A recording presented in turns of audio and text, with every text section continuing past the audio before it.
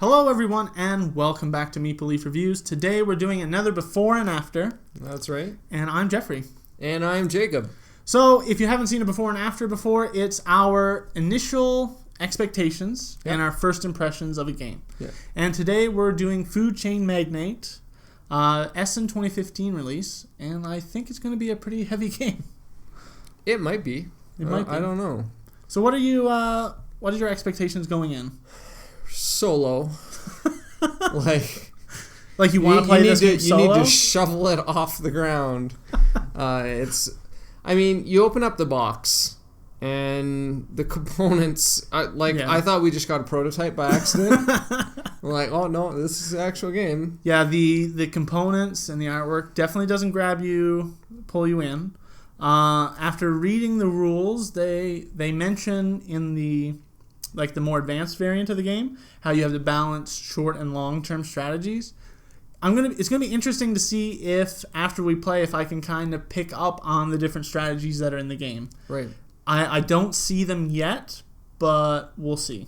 Yeah. So just to let you guys know, we're gonna play the introductory variant. They say because the game is so heavy and it's so easy to bankrupt yourself, right, that you should probably play with a little bit easier. Right. So we get that done. I don't have any real urge to play the game. Right. When Jeffrey was teaching me the game and going through everything, I was just like, this does not interest me at all. The theme does absolutely zero. You don't want to feed the masses?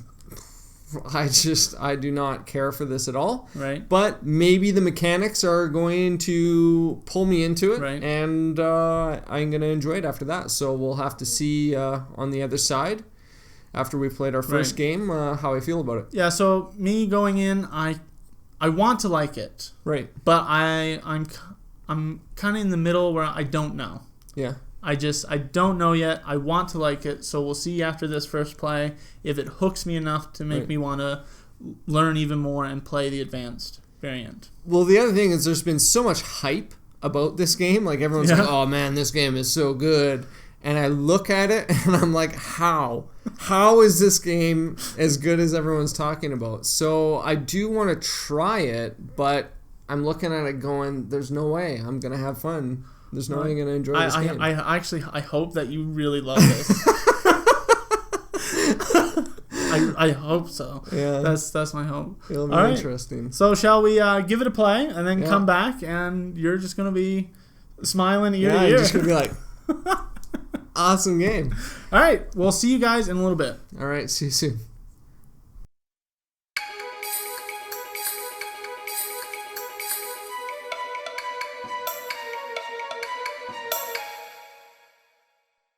Hello, everyone, and welcome back. We just finished our introductory play of Food Chain Magnate. That's right. So why are you smiling? It was pretty good. Yeah. It was... okay, so here's the thing.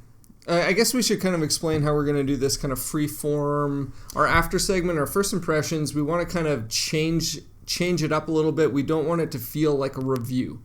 Right. So we're just going to... It's not. It's just a first impression. Exactly. So we're just going to kind of freeform banter a little bit. We're not going to break it down like we usually do.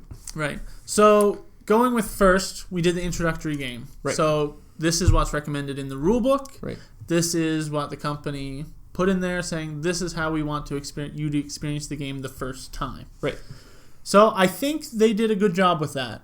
I think I don't really feel like I played the game per se. Okay. I kind of learned the game with this. Kind of fell through it. Yeah, you kind of you go through the motions, you see what's kind of happening, how the marketing campaigns work, how you're going to be able to produce stuff, and then you kind of get going, and then the game's just over. I felt like this introductory game was kind of BS. Yeah. Because yes, it teaches you kind of how things are gonna happen, right? And it's definitely a learning game for sure. And you're like, okay, we both have the same amount of goods. We're both selling to these guys, but I'm closer. You know, it kind of teaches you how some of the finicky little mechanics work, which is great. The problem is that the strategy that comes with the game, you don't have to pay wages for any of your guys. Right. So you're just like, I'm going to train this one guy up as fast as possible, and I don't have to worry about a thing because I never have to pay him. Right. Which, that's not going to happen. In the advanced game, you cannot do that because you will go bankrupt immediately.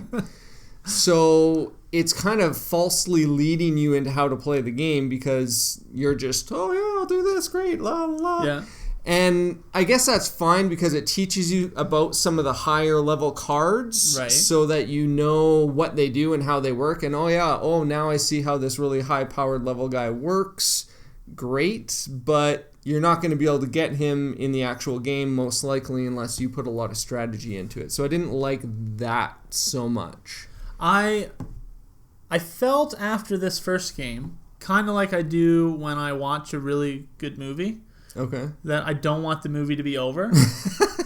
Like you said, I felt a little bit cheated by the introductory game because I didn't want the game to be over yet. Right. I felt like I was learning and I was just starting to get going a little bit, and then I was like, okay, the game's over.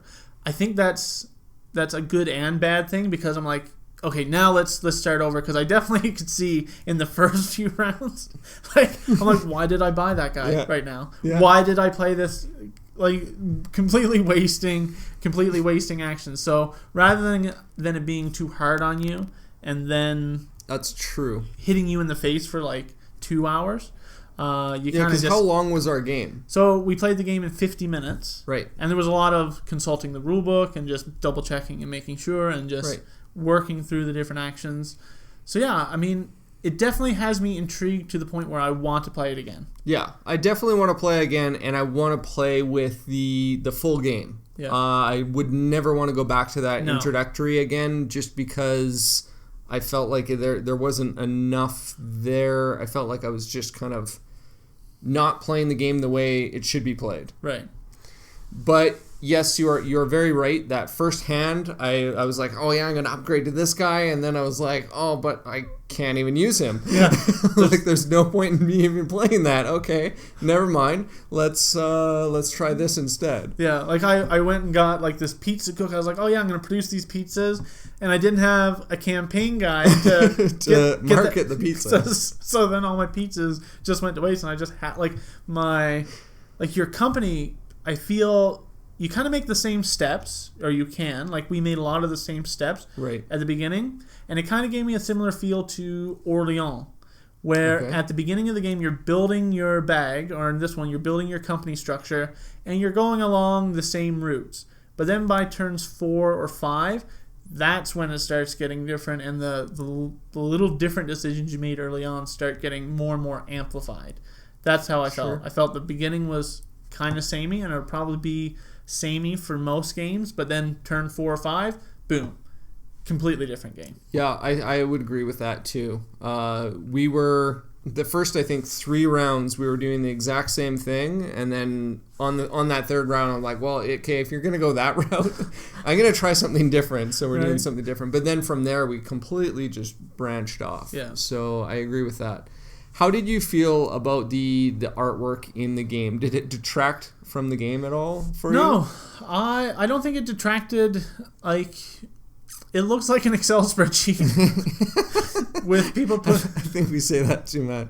I know, but with like paint images put over here and there. Yeah, I mean, it's not aesthetically pleasing at all, but I don't think it detracted. No, I think it was what I was saying originally. How. I said that I don't think I said this in the beginning in our expectations, but I've said it in a podcast before where the game, if it looks bad, the mechanics have to make up for that. Right. And I feel like the mechanics did make up for that. Right. There's a lot going on there. And so I was focused on the mechanics and not focused on the artwork and the components. You know, you got the paper money in there. Oh, yeah. And I was like, whatever, I don't even care. The paper money is the worst. Yeah. I dislike that a lot. But the actual tokens of like the pizzas and the lemonade and the beer and the burgers, those were cool. Yeah. I really like those. Like, they easily could have went with cubes. Sure. Yeah. But I think they went above and beyond to make this a deluxe edition. Okay. And they actually had wooden pieces cut in the different shapes. Like, I think when I play again, I'm just going to get a proxy for the money. Right. Like, get some money tokens from another game. But the actual wooden tokens were good. My favorite part was that the money is single-sided, too. Yeah. So it's like the printed on the one side, and then you flip it over, it's just completely white. Right. It's like, I think they just like took normal paper, like for that you would have for your printer, and they just like printed it off and just like cut. Okay, there you go. Well, that kind of goes along with the box, because the box is actually single-sided. There is no image on the back of the box. It's just a plain white backing to the box. Really? Yeah. So it doesn't show you like the components No, and all that? nothing. It's just nothing there. Minimalistic style. What did you think about the heaviness of the game?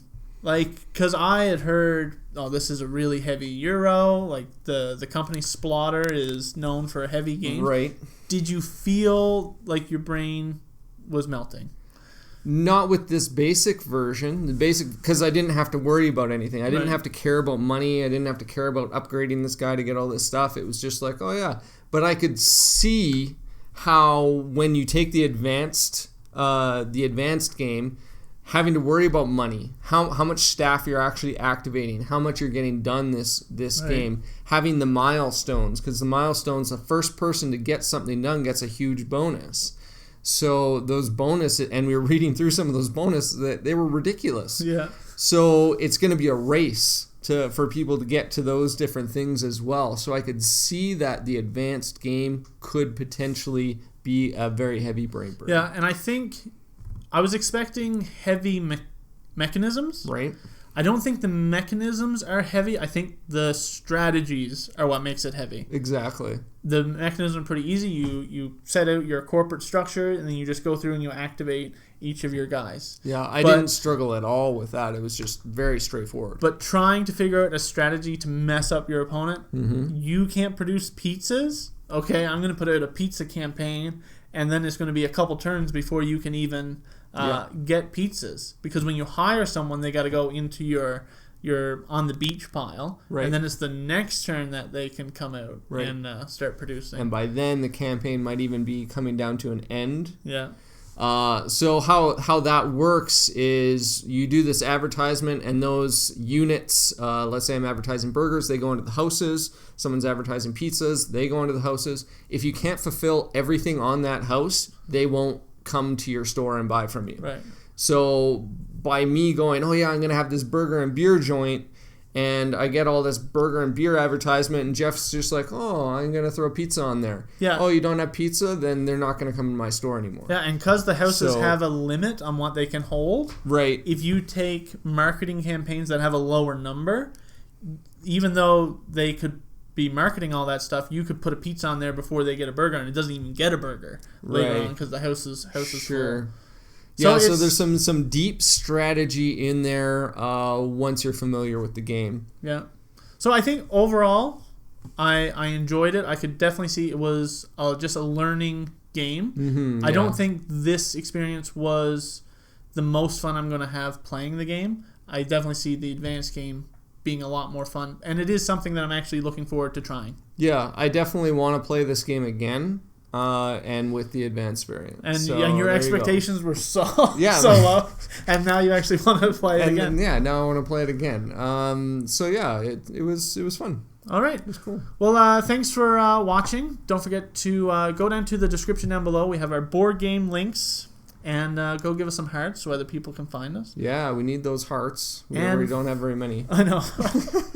And follow us on Twitter at MeBelief. And go hit our like, give us a thumbs up, and subscribe to us on our YouTube channel as well. It would be greatly appreciated. All right, thanks, guys. We'll see you next time. Take care.